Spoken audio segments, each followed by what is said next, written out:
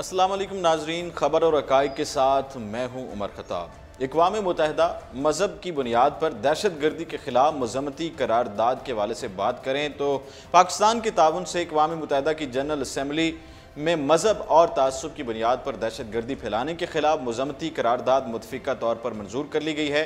सरकारी खबर रसा इदारे APP के मुताबिक मज़कूरा करारदाद के मतन और खदोखाल वज़ा करने में पाकिस्तान ने कलीदी किरदार अदा किया, जिसे तुर्की ने न्यूजीलैंड हमलों और इस्लाम दुश्मन रवैयों के तनाजुर में पेश किया। अक़वाम मुत्तहिदा में पाकिस्तान की मुस्तकिल मंदूब डॉक्टर मलिया लोधी ने करारदाद पेश किए जाने के बाद खिताब करते हुए कहा कि करारदाद इस्लाम दुश्मन रवैयों पर मबनी बढ़ती इंतहा पसंदी और तंग नज़री की मुखालफत करती है। डॉक्टर मलिया लोधी ने आलमी बरादरी को ये बावर करवाया कि बढ़ते हुए इस्लाम दुश्मन रवैये आलमी अमन के लिए ख़तरा हैं। पाकिस्तान की मुस्तकिल मंदूब का कहना था कि इंतहा पसंद गिरोह मज़हब की बुनियाद पर इंतशार और अमन दुश्मनी को फ़रोग दे रहे हैं। उनका यह भी कहना था कि मगरिब में इंतहा पसंद नस्ल परस्त सोच आलमी भाईचारे की राह में सबसे बड़ी रुकावट है। इस पर बात करने के लिए अभी हमें ज्वाइन किया इकबाल शाहिद साहब, सीनियर तज्ज़ियाकार हैं। अस्सलाम वालेकुम सर। वालेकुम। कैसे हैं सर? बस अल्लाह का फजल, आप सुनाइए। अल्हम्दुलिल्लाह। सर, अक़वाम मुत्तहिदा में करारदाद मंजूर हो गई है। ये जो इस्लाम के ख़िलाफ़ दुश्मनी, इंतहा पसंदी और दहशत गर्दी जो है उसका तासुब पाया जाता है। बहुत शुक्रिया। आज का मैं समझता हूँ ये एक हवा का ठंडा झोंका कहा जा सकता है कि पाकिस्तान की करारदाद को पूरी यानी यूनानिमसली पास किया गया।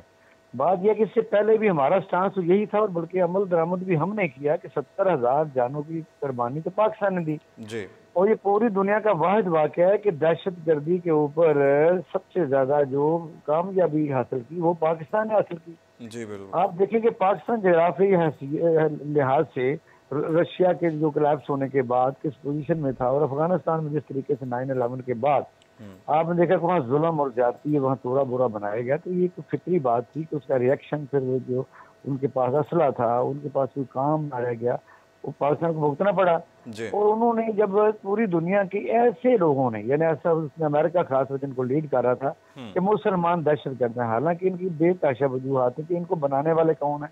इनमें से जिन लोगों के साथ जुल्म हुआ था वो जो ममालिक अमेरिका की जो टेक देते थे उनको अपना दुश्मन समझते थे। तो आपने देखा कि पाकिस्तान में टूरिज्म खत्म होगी, पाकिस्तान में इंडस्ट्री का इस तरीके से बाहर के मुल्कों में यहाँ लगाने बंद कर दी और दहशतगर्दी की जंग में पाकिस्तान ने बहुत बड़ा नुकसान उठाया।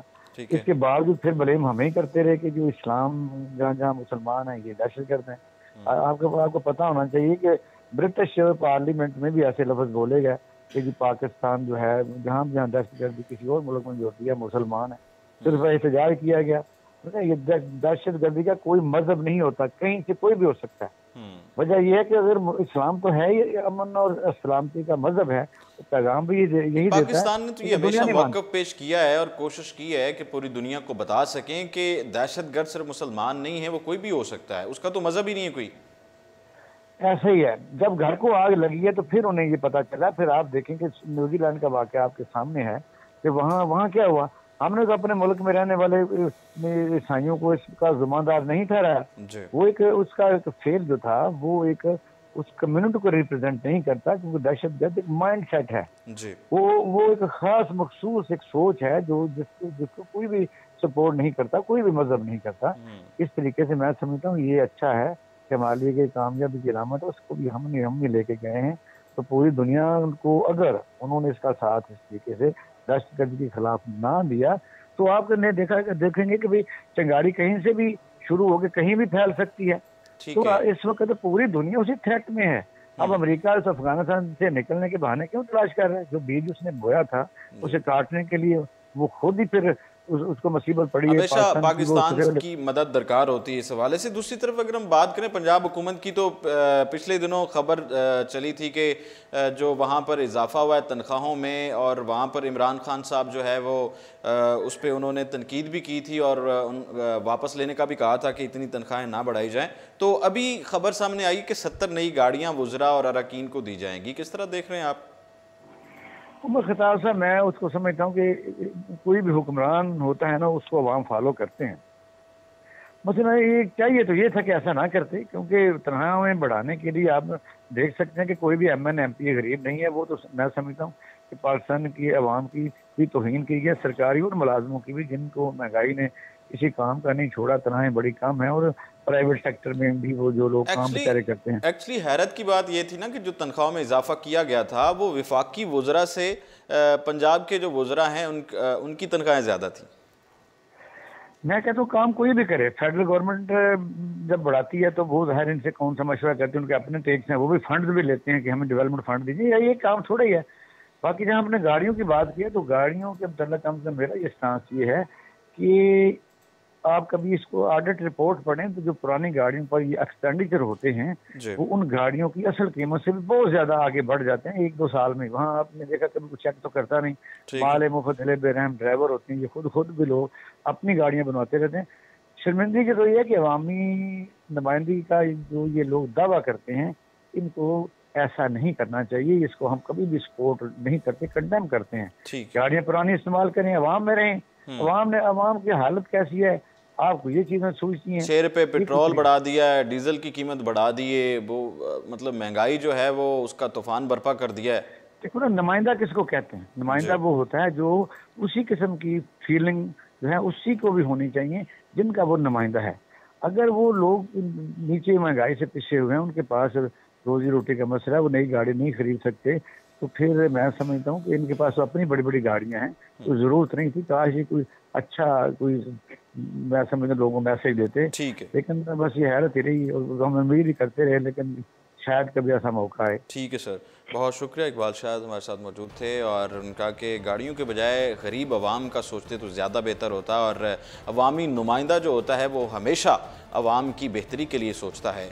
और बात कर रहे थे कि मगरब में इंतहा पसंद नस्ल परस्त सोच आलमी भाईचारे की राह में सबसे बड़ी रुकावट है। मलिया लोधी ने अपनी बात को जारी रखते हुए कहा कि हमें अक़वाम के दरमियान दीवारें खड़ी करने के बजाय अमन पसंदी के पुल तामीर करने चाहिए। पाकिस्तान मंदूब ने अज़्म का इज़हार करते हुए कहा कि हम किसी मज़हब, नस्ल और रंग के लोगों को नफरत, इंतहा पसंदी और इस्तेहसाल का निशाना नहीं बनने दे सकते। डॉक्टर मरिया लोधी ने पाकिस्तान के मौक़िफ़ को पेश करते हुए कहा कि इस्लामाबाद ने हमेशा अक़वाम, मज़ाहिब और तहज़ीबों को करीब लाने की आलमी कोशिशों की हिमायत की है। ख्याल रहे कि मगरबी ममालिक में इस्लामोफोबिया तेज़ी के साथ बढ़ रहा है, जिसका एतराफ़ यूरोपीय यूनियन की नुमाइंदा भी अपने हालिया दौरा पाकिस्तान में कर चुकी हैं। इस्लामोफोबिया की जो सूरत हाल है न्यूजीलैंड के शहर क्राइस्टचर्च में देखने में आई थी, और जब ऑस्ट्रेलिया से ताल्लुक़ रखने वाले एक सफ़ेद फाम नस्ल परस्त ने मसाजिद पर हमला करके 50 मुसलमानों को शहीद कर दिया था। दहशतगर्द ने मसाजिद पर उस वक्त हमला किया जब मुसलमान मसाजिद में नमाज जुमा की अदायगी के लिए तैयारी में मसरूफ़ थे। पंजाब हुकूमत का वज़रा और अरकान के लिए 70 नई गाड़ियाँ ख़रीदने का जो फ़ैसला किया गया है, इस हवाले से आपको बताएँ कि लाहौर पंजाब हुकूमत ने ये फ़ैसला कर लिया है और ज़राए के मुताबिक नई गाड़ियाँ खरीदने के लिए services and general administration department transport pool ने समरी भी तैयार कर ली है। सूबाई महकमा खजाना ने नई गाड़ियों की खरीदारी का केस मसूल होने की तस्दीक करते हुए कहा है कि कमेटी से मंजूरी के बाद गाड़ियां खरीदी जाएंगी, जबकि ट्रांसपोर्ट पोल हुकाम का कहना है कि गाड़ियां खरीदना नागुज़ीर है, इसी वजह से समरी भिजवाई गई। अलबत्ता गाड़ियों की खरीदारी का केस किफ़ायत शियारी कमेटी में ले जाया जाएगा। वाज़ेह है कि गुज़श्ता माह पंजाब असम्बली ने वज़ीर आला और अरकान की तनख्वाहों और मरात में होशरुबा इजाफा किया था, जिस पर वज़ीर आज़म इमरान खान की सख्त नाराज़गी के इज़हार के बाद इस हवाले से पेश की गई करारदाद वापस ली गई थी।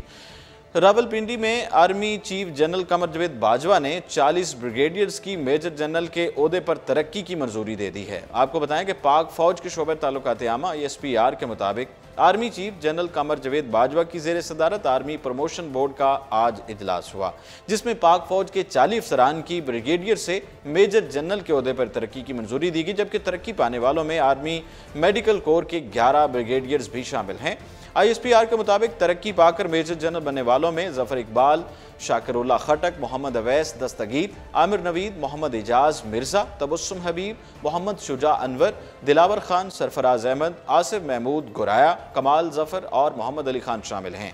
ISPR के मुताबिक काशिफ आज़ाद, माजिद जहांगीर, अजहर वकास, आकिफ इकबाल, उमर अहमद बुखारी, मोहम्मद एहसन खटक, इनायत हुसैन, और आदिल यमीन, मोहम्मद हसन खटक, मोहम्मद आमिर नजम, मोहम्मद अकील और कामरान अहमद सती को भी मेजर जनरल के ओहदे पर तरक्की दी गई है। इनके अलावा सैयद इमदाद हुसैन शाह, काशिफ जफर, खुर्रम अनवर कादरी, अहमद शरीफ चौधरी, मोहम्मद अलीम, एहसन अल्ताफ और सैयद नुसरत रजा को भी ब्रिगेडियर से मेजर जनरल के ओहदे पर प्रमोट किया गया है। बात करेंगे वज़ीर ख़ारजा की। इस्लामाबाद वज़ीर ख़ारजा शाह महमूद कुरैशी ने कहा कि नेशनल एक्शन प्लान के सियासी हिस्से पर आगे बढ़ने की साबिक़ हुकूमत में जुर्रत नहीं थी और ना ही इतना दमखम था कि लेकिन मौजूदा हुकूमत में नेशनल एक्शन प्लान को उसकी असल रूह के तहत नाफिज किया जाएगा। इस्लामाबाद में तकरीब से खिताब करते हुए शाह महमूद कुरैशी ने कहा कि पाकिस्तान की सियासी क़यादत को मुशावरत के लिए दावत दी है। मौजूदा सूरत हाल में कौमी इत्तेफाक राय की ज़रूरत है, जिसके लिए पार्लिमानी रहनुमाओं को मुशावरत की दावत दी। मुस्लिम लीग नून और पीपल्स पार्टी की क़यादत से बज़रिया टेलीफोन राबता किया। सियासी क़यादत का रवैया मनफी नहीं था मगर हिचकिचाहट थी। समझ सकता हूँ कि हिचकिचाहट क्यों थी। वज़ीर ख़ारजा ने कहा कि नेशनल एक्शन प्लान के सियासी हिस्से पर आगे बढ़ने की साबिक़ हुकूमत में ज़रूरत नहीं थी और ना ही इतना दम था, लेकिन मौजूदा हुकूमत का जो नेशनल एक्शन प्लान पर मौक़िफ़ है वो बिल्कुल वाज़ेह है। उन्होंने नेशनल एक्शन प्लान पर अमल दरामद के लिए अपोजिशन को एक बार फिर मुशावरत की भी पेशकश कर दी है।